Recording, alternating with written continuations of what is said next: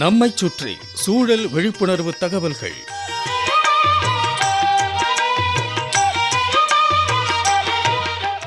அன்புள்ள திவாகரன் ஐயா அவர்களுக்கு உங்கள் மாணிக்கம் எழுதும் மடல்.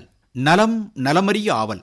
நம்ம உடம்புல நோய் தோன்ற காரணம் உஷ்ணம், காத்து, நீர் ஆகியவை தன்னளவில் இருந்து மிகுதல் அல்லது குறைவதால் தான். உஷ்ணத்தால் பித்த நோய்களும், காற்றினால் வாத நோய்களும், நீரால் கப நோய்களும் உண்டாகின்றன. ஒருவருடைய உடல், மனம், ஆன்மா மூன்றையும் தூய்மை செய்யும் வல்லமை கடுக்காய்க்கு உண்டுன்னு திருமூலர் குறிப்பிட்டிருக்கிறார். கடுக்காய்க்கு அமுதம் என்ற ஒரு பெயரும் உண்டு. கடுக்காய் வயிற்றில் உள்ள கழிவுகளையெல்லாம் வெளித்தள்ளி அவருடைய பிறவி பயனை நீட்டித்து வருது. கடுக்காயின் சுவை துவர்ப்பு நமது உடம்புக்கு அறுசுவைகளையும் சரிவர தரணும். எச்சுவை கூடினாலும் குறைந்தாலும் நோய் வரும். எப்படி பயிர் விளைச்சல் அதிகம் பெற 16 வகையான ஊட்டச்சத்துக்களை கொடுக்கணும்னு வேளாண் விஞ்ஞானிகள் சொல்றாங்களோ, அதே போல நமக்கு சத்துக்களும் தேவை. அதோட அறுசுவைகளும் தேவை. துவர்ப்பு சுவையே ரத்தத்தை விருத்தி செய்வது. திவாகரன் ஐயா, நமது உணவுல வாழைப்பூவை தவிர்த்து மற்ற உணவுப் பொருட்கள் துவர்ப்பு சுவையற்றது.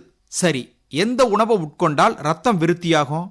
அன்றாடம் நமது உணவில் கடுக்காயை சேர்த்து வந்தால் உடம்புக்கு தேவையான துவர்ப்பு சுவையை பெறலாம். கடுக்காயை வாங்கி உள்ள இருக்கும் பருப்பை எடுத்துட்டு தூளா அரைச்சி வச்சுக்கணும். தினமும் ஒரு தேக்கரண்டி அளவு ராத்திரி சாப்பாட்டுக்கு பின் கடுக்காய் உட்கொண்டால் நோயில்லாத நீடித்த வாழ்க்கையை பெறலாமா.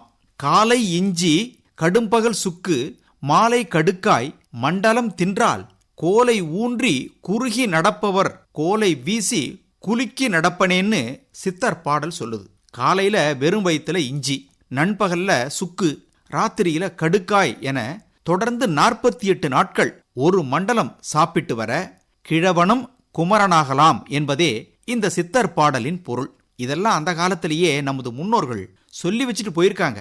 ஆனா நாம தான் நவீனம் என்ற பேர்ல எல்லாத்தையும் மறந்துகிட்டு இருக்கோம். இது மாதிரி தான் சிறுதானியங்கள். 6 மாச குழந்தை முதல் அனைவருக்கும் ஏற்ற சத்தான உணவு சிறுதானியங்கள். கம்பு ஆரோக்கியமான சருமத்தை தரும், பார்வை திறன் மேம்படும், உடல் வெப்பம் தணியும், வயிற்று புண்களை குணப்படுத்தும், பாலூட்டும் தாய்மார்களுக்கு பால் சுரக்க உதவும். கம்பு கோ8ன்னு ஒரு ரகத்தை வேளாண்மை பல்கலைக்கழகம் வெளியிட்டது. சாகுபடி செய்து நாமும் சாப்பிடுவோம், நமது அன்பர்களுக்கும் கொடுப்போம். திவாகரன் ஐயா, அடுத்து திணை இதயத்தை பலப்படுத்தும், நோய் எதிர்ப்பு சக்தி அதிகரிக்கும், இரத்தத்தில் உள்ள கொழுப்பு சர்க்கரை அளவை கட்டுப்படுத்தும். சாமை இரத்த சோகையை குணப்படுத்தும், மலச்சிக்கல் தீரும், விந்தணுக்களின் எண்ணிக்கை அதிகரிக்க உதவும், உடம்புல இருக்கும் கொழுப்பு படிவத்தை தடுக்கும் ஆற்றல் கொண்டது.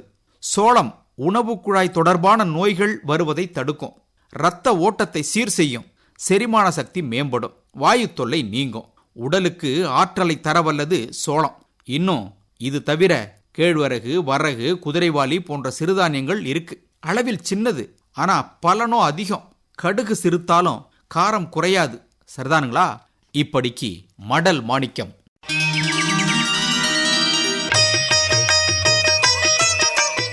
நம்மைச் சுற்றி சூழல் விழிப்புணர்வு தகவல்கள் கேட்டீர்கள்.